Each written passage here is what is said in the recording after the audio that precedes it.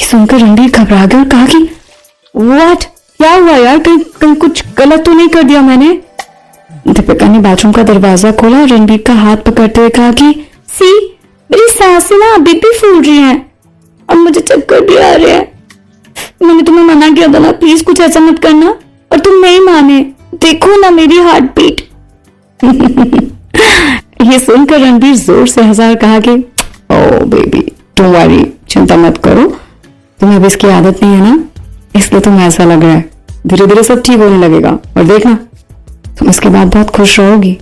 दीपिका ने इस बात का कोई जवाब नहीं दिया। वो अपना सिर हिलाकर रणबीर की बातों से सहमति जताने लगी। रणबीर ने कहा कि मैंने अपने कुक को पहले ही कह दिया है कि हम दोनों मेरे घर पर नाश्ता करेंगे, और अगर तुम्हें कुछ खाने का मन हो तो तुम बाहर से ऑर्डर कर सकती हो। बाय द वे, मैं मुंह हाथ धोकर बाथरूम से आता हूँ और हो सके तो तुम थोड़ी देर के लिए आराम कर लो। दीपिका ने मना किया और कहा कि no it's fine, I am okay. असल में मुझे फिनिक्स एंटरप्राइजेस जाना है, इसलिए तुम्हें अकेले ही नाश्ता करना पड़ेगा रणबीर। इतना कहकर दीपिका ने पानी का गिलास उठाया और पानी पीने लगी। रणबीर ने दीपिका के कान पकड़ते हुए कहा कि तुम कहीं नहीं जा रही हो, खास करके जब तक तुम्हारी तबीयत ठीक नहीं हो जाती, और तुम अपनी कंपनी वापस नहीं जा रही हो। ओके, अक्षय ने मुझसे कहा था कि कम से कम तुम्हें अभी 1 हफ्ते लगेंगे पूरी तरह से ठीक होने में। You should take rest Deepika, इसलिए ऐसा मत सोचो कि मैं तुम्हें कहीं भी जाने दूंगा और कुछ भी करने दूंगा। पहले हम नाश्ता करेंगे और फिर मैं तुम्हें लेकर तुम्हारे घर जाऊंगा, और तुम वहां पर सिर्फ आराम करोगे और कुछ भी नहीं। ये सुनकर दीपिका जोर जोर से हंसने लगी। वेरी फनी, हाँ। तो रणबीर ने कहा कि तुम हंस क्यों रही हो, क्या ये बात तुम्हें मजाक लग रही है? दीपिका ने कहा कि नहीं, मैं तो इसलिए हंस रही हूँ क्योंकि कल तक तुम एक भीगी बिल्ली थे और आज अचानक तुम्हें इतनी हिम्मत कहां से आ गई कि तुम मुझे ऑर्डर दे रहे हो। हाँ, तुम ये मत समझ लेना कि मैं अचानक बदल गई हूँ, मैं अभी भी दीपिका ही हूँ, इसलिए मैं तुम्हारी कोई बात इतनी आसानी से तो नहीं मानूंगी।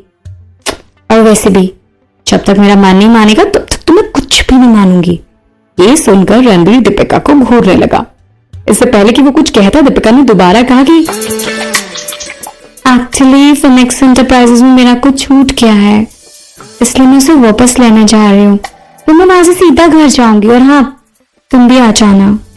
असल में कल रात को वो बस रणबीर के बारे में सोच रही थी और ऑरेंज को ऑफिस में ही भूल गई थी, और ये तो अच्छी बात थी कि कोई भी उस लैब में नहीं था, नहीं तो दूसरे लोगों को पता चल जाता कि वहां पर ऑरेंज भी है।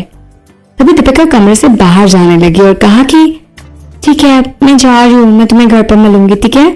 रणबीर भी उसके पीछे पीछे चलने लगा। वो जहां जा रही थी रणबीर उसके पीछे पीछे साथ आ रहा था। ये बात उसे थोड़ी अजीब लगी, इसलिए दीपिका ने पूछा कि अभी तुम क्या कर रहे हो रणबीर, मेरे पीछे पीछे क्यों आ रहे हो बाबा? रणबीर ने जवाब दिया, इसके पीछे कोई वजह नहीं है, पर मैंने अपना मन बना लिया है कि मैं अभी के लिए तुम्हारा साथ नहीं छोड़ूंगा, इसे तुम जहां जहां जाओगी मैं वहां वहां जाऊंगा। दीपिका ने उसे रोकते हुए कहा कि अच्छा, क्या तुम मुझे डिटेल में बताओगे कि तुम्हारा पूरा प्लान क्या है रणबीर? रणबीर ने कहा कि देखो, ऐसा करते हैं, पहले तुम मेरे साथ ब्रेकफास्ट कर लेना, फिर हम दोनों एक साथ तुम्हारी कंपनी जाएंगे और फिर वहां से हम तुम्हारे घर जाएंगे, और या तो हम पहले तुम्हारी कंपनी जा सकते हैं, फिर वहां से ब्रेकफास्ट करके तुम्हारे घर जा सकते हैं। तुम्हें जो प्लान अच्छा लगे वो तुम पिक कर सकती हो। दीपिका ने चौंक कर कहा, अभी मेरी कंपनी में जाने की हिम्मत भी मत करना। तुम्हें पता नहीं है कि तुम्हारी कंपनी और मेरी कंपनी आपस में दुश्मन है रणबीर, और अभी तो वैसे भी सॉफ्टवेयर को लेकर बहुत भूचाल आया हुआ है, इसलिए अगर तुम मेरी कंपनी के आसपास भी दिख गए ना तो अखबारों में न्यूज बनते देर नहीं लगेगी, और फिर तुम जानते हो अफवाहों का दौर शुरू हो जाएगा रणबीर। दीपिका मन ही मन सोचने लगी कि मैं रॉकी को क्या बताऊंगी कि रणबीर वहां क्या कर रहा था और उसको मेरा क्या रिश्ता है। अब दीपिका इन्हीं सब सवालों में उलझी हुई थी, हालांकि वो इन सब सवालों में उलझना नहीं चाहती थी।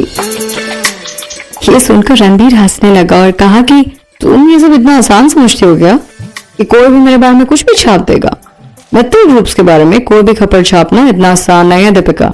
हाँ, आजकल अगर मेरे बारे में कोई कुछ लिखता है तो उससे पहले उसे मुझसे परमिशन लेनी पड़ती है, और अगर कोई ऐसा करने की कोशिश भी करेगा तो जानती हो कि उसे फिर मेरा वकील जवाब देगा, इसलिए डोंट वरी अबाउट इट।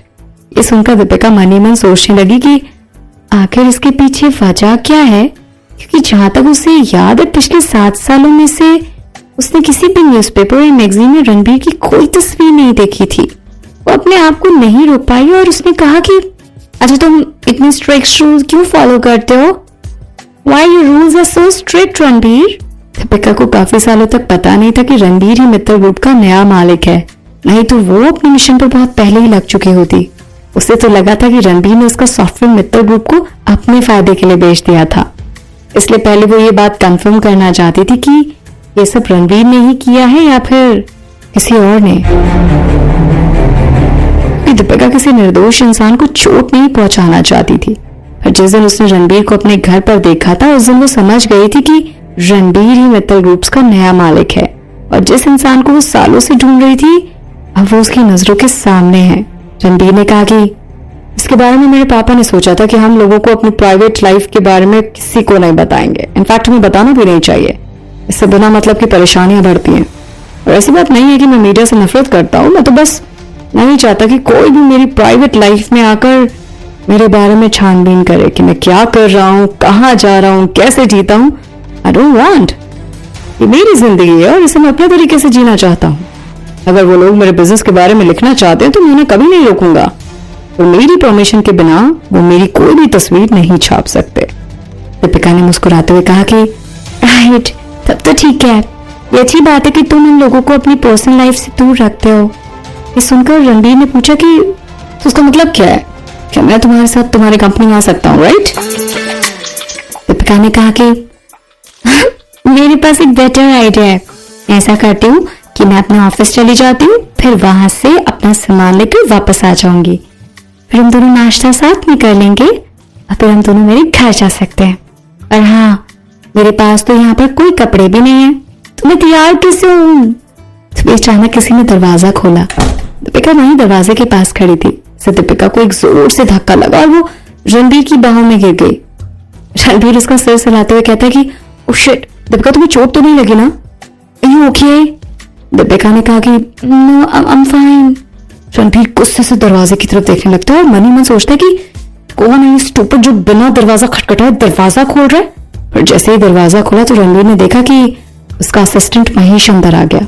पर महेश अपने बॉस के ऑफिस में लड़की को देखकर चौंक गया और मन ही मन सोचने लगा कि आखिर ये लड़की कौन है।